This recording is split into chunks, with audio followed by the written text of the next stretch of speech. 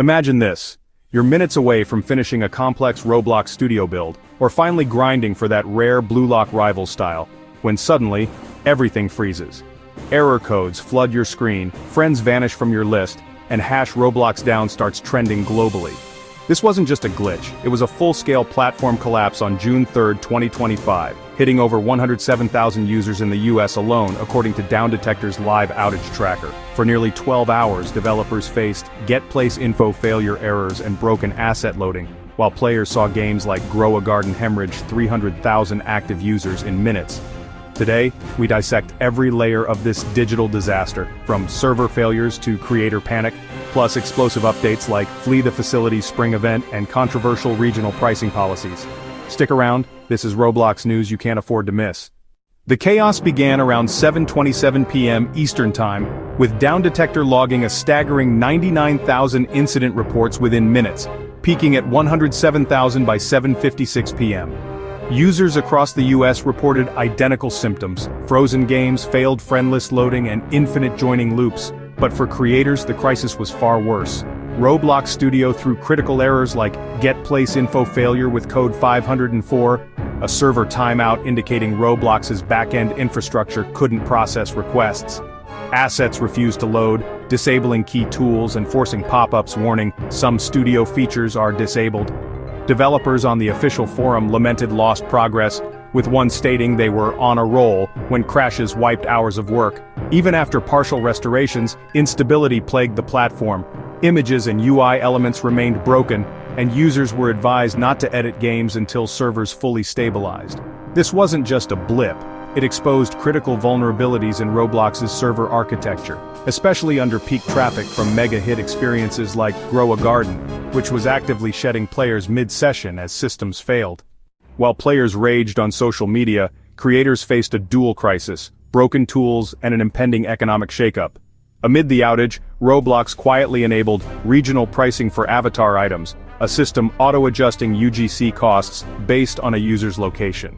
Though pitched as a 26% sales boost, citing early success with passes, the rollout sparked immediate backlash.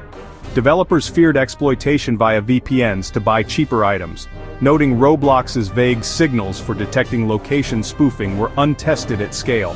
Even worse, items could sell for 20–60% below their base price, potentially undercutting hard price floors. Polish creators pointed out glaring inequities. Robux already costs 50% more in Poland than the US, yet regional discounts excluded them. Opting out was possible but meant losing competitiveness in discounted regions. And with bulk controls unavailable for creators managing thousands of items, one forum user called it a retroactive nightmare. Compounding the stress, studios collapsed during the outage, stranded developers mid-project, with Team Create collaborations at high risk of unsaved changes, forcing warnings like "don't touch your game until servers are up." Amid the platform-wide meltdown, some games pushed updates undeterred.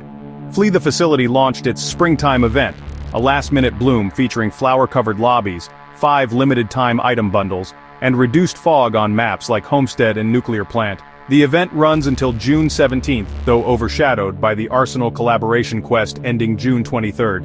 Meanwhile, Blue Lock Rivals dropped 3 new codes: iCure Work, Snake Defense, and IQ 1.15M, granting lucky flow and style spins to accelerate ego unlocks.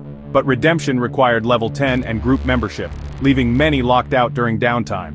Volleyball Legends offered just 1 active code, update_21 for 5 style spins, while Grow a Garden, despite bleeding players, released Lunar Glow 10 for seed packs. Notably, these updates highlighted a growing divide. Games with pre-scheduled code drops or events could operate semi-autonomously, while those reliant on real-time server calls, like Grow a Garden's mutation mechanics, imploded. Beyond the outage, June 3rd revealed sweeping legal changes set for June 30th. Revised terms of use now explicitly grant Roblox rights to use creator UGC in social media ads and marketing, a controversial expansion of licensing. The update also bans Roblox and blocks derivatives in usernames and community names, tightening brand control. Simultaneously, the privacy policy added clauses for audio data processing and facial capture tech, clarifying how images, videos are collected for age verification or animation tools. For under 13 users, this reinforced strict filters scrubbing chats of personal info, but human moderators were noted as not 100% effective. These changes, buried in policy docs, emphasized Roblox's push toward ad-driven revenue and safety compliance, even as core stability crumbled hours earlier. June 3, 2025 wasn't just a bad day for Roblox, it was a stress test. The outage proved how fragile interconnected experiences are, while regional pricing and policy updates signaled a platform prioritizing monetization and control.